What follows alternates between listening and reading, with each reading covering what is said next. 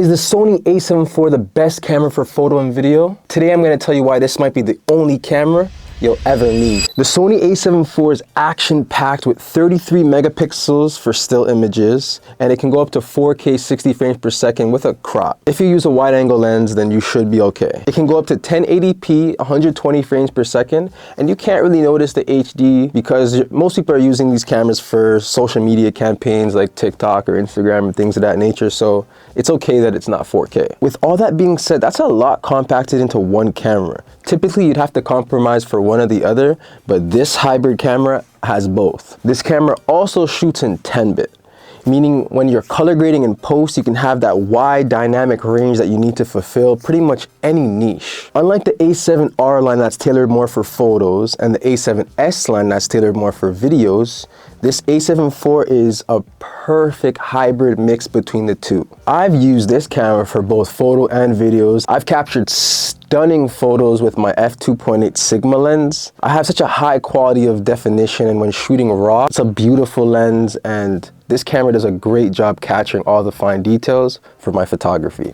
Just peep the pixels, pixel peep. If you need to pause the video and just take these photos. You gotta love this f2.8 aperture, the Sigma lens, man. Ugh. That 4K 60 with the crop is the only thing that gets me in a little bit of a predicament. It gets me in a bit of a sticky because I don't know what I want to slow down in post or not. So it has me second guessing what I have to do because I don't have a wide lens as of yet. My Sigma 10-18 is definitely pending, and that's going to be a game changer for me. The A7 IV has a ridiculously responsive autofocus. Like, I'm not kidding. Like, I could just come right here, boom, my hand's in focus. I'm back in focus. Like, you see that? It has my left and right eye focus, so you can figure out which one you actually want.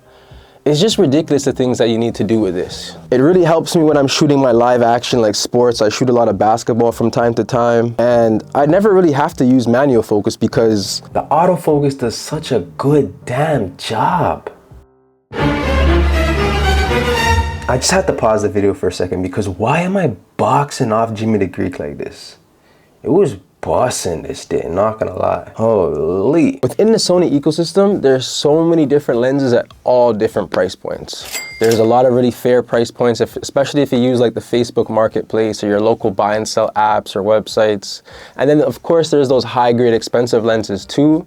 But it's also just really great to have so many options with the native and third-party lenses. This camera also has a USB-C port, so you can actually charge it while using the camera. Everyone has a USB-C, so easily accessible, so easy to find. Can never really go wrong. This camera also has a dual slot for SD cards, which comes super clutch, so you can have a backup copy while you're shooting right away. You don't have to worry about your SD card corrupting while you're on a job or you're out doing a gig. This camera is also just so easy to maneuver. It's not too light, I won't lie. Like, you might have to do a couple bicep curls, you have to hit your push-ups, but it's not too heavy. I have two side handles, the top handle and the side handle, and I don't ever feel like I need to use it because it feels so great in hand. So that's a really big bonus. The A7 IV might still be your very answer to the best all-around camera today in 2024. Even though I think it came out in 2021 December, so basically 2022, there are rumors that in 2025 the Sony A7 V will come out, so this price is still gonna keep on rapidly dropping. It just dropped again on Black Friday. However, Boxing Day is coming up and the New Year, so there's gonna be probably more sales. And if the A7 V rumors are true and it really does come out 2025, this price will be even steeper.